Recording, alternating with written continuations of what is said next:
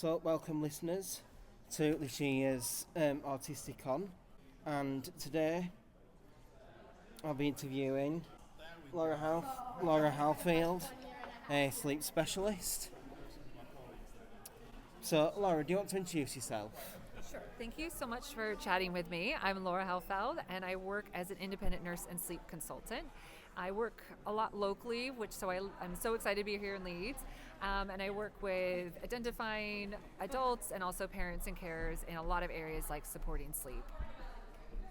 Well, thank you for that introduction. So, the first question for you today is what are your reasons for coming to Autisticon today? Well, I was invited to talk today, but I was planning to come regardless because I love being able to come together in person. I always find it really energizing to see who's here, what services are around. Yeah. I always learn so many new services that I can use myself or for my kids and for the people that I work with. So, thank you for that. Sounds like you really enjoy your job. I love it. I actually feel really privileged that I get to do what I do. I love it. Fantastic. So, how do you think the attitudes and understanding of autism have changed over the years?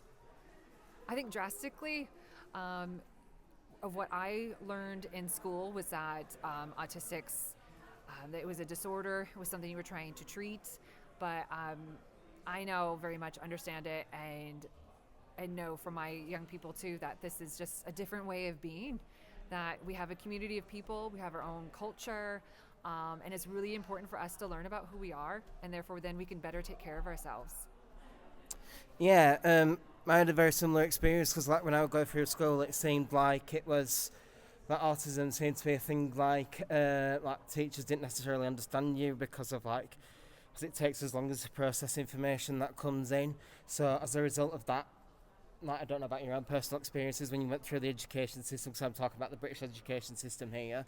But for myself, like, if you didn't always quite respond when the teacher wanted you to respond, sometimes they'd get a bit like they'd consider you being rude or you were being a bit obnoxious.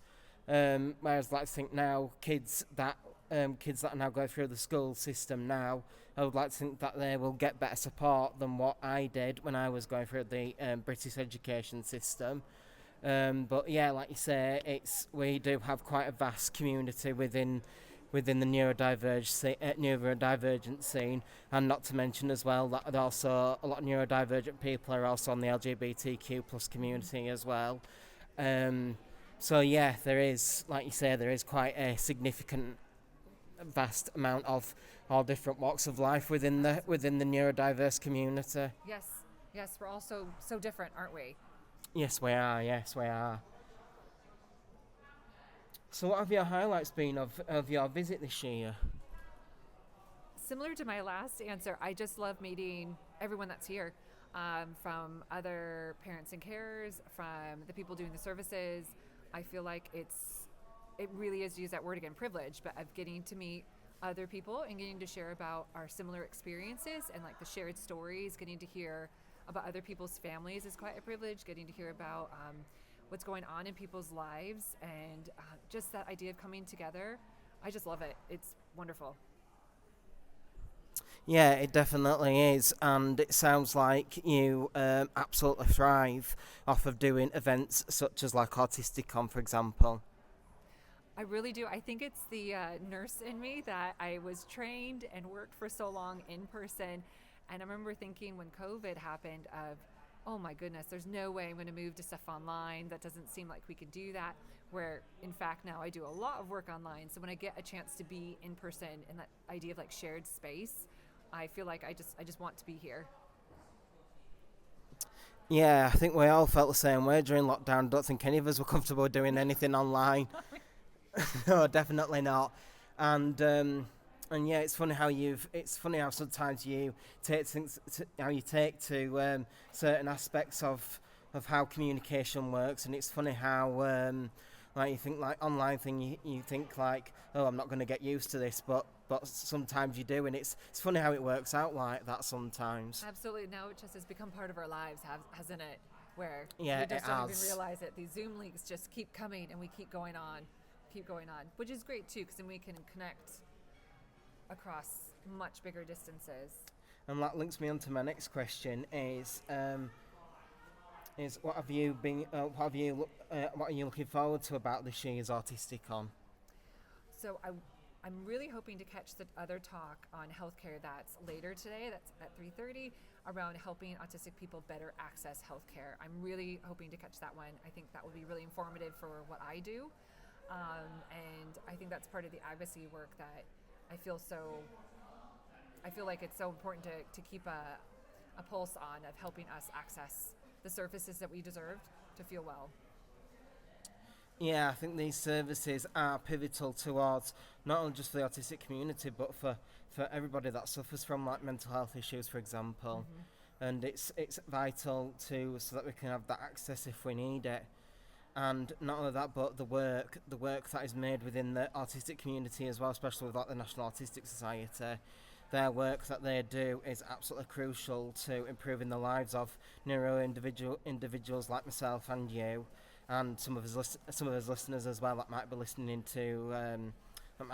in as well, and yeah, we're quite thankful because like in the early 90s and 80s, that sort of service just didn't exist.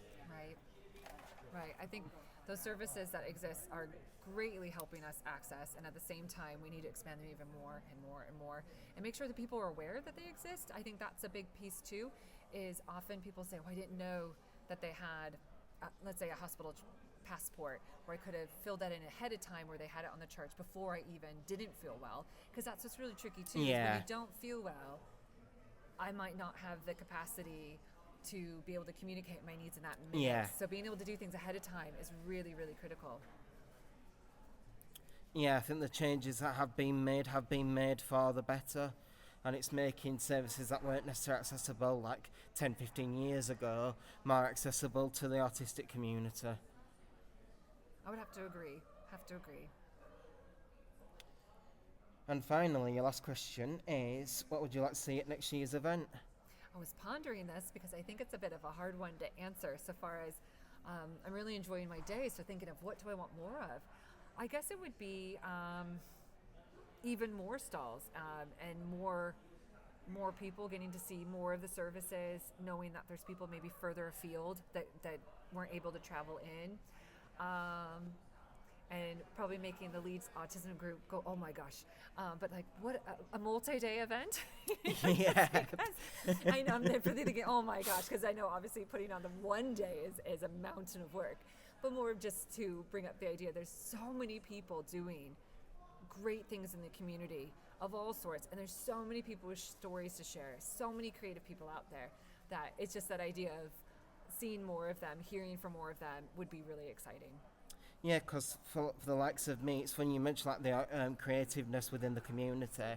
Like for me at the moment, I'm actually involved with a service called Specialist Autism Services, which some of us may have heard of, may have not have heard of.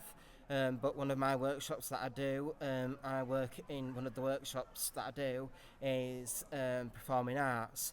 Now we've come up with his own original concept. We've come up with his own show, and it's a murder mystery set in the 1930s. Ooh, that sounds really exciting.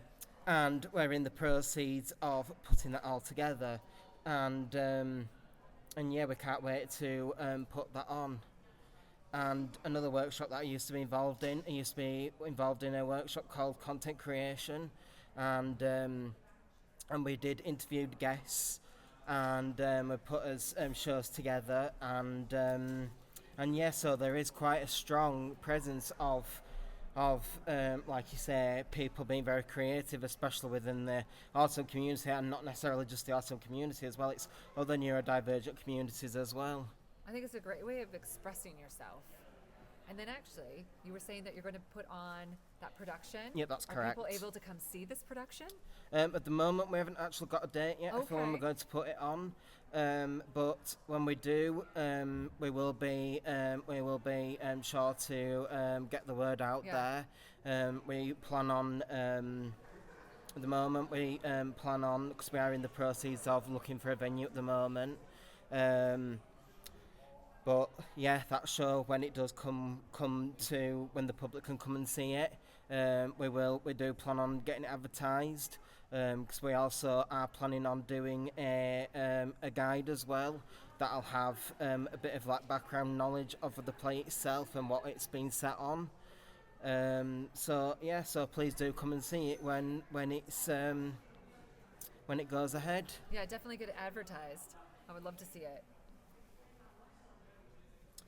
So thank you for doing the interview today. Oh, thank you for having me. And it's been a wonderful experience listening to your experiences on being autistic yourself and neurodivergent and yes. So where can people go? Where can people go if they want to find out a bit more information about yourself? Oh, thanks for asking. I would guess a hub would be my webpage. If you type in my name, Laura Hellfeld, that should come up.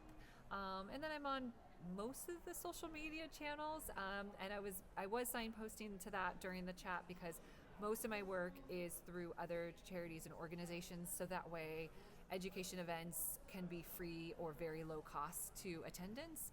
So I want people to know they exist so that way they can come, and that way the charities can continue getting their funding. So please find out. And then my newsletter is through Substack, and then that way I list out all the events, and everyone is always very welcome. Because you never know when you're going to find out something. And also the attendants always teach me, because everyone asks such great questions and brings up great ideas. So we learn from each other.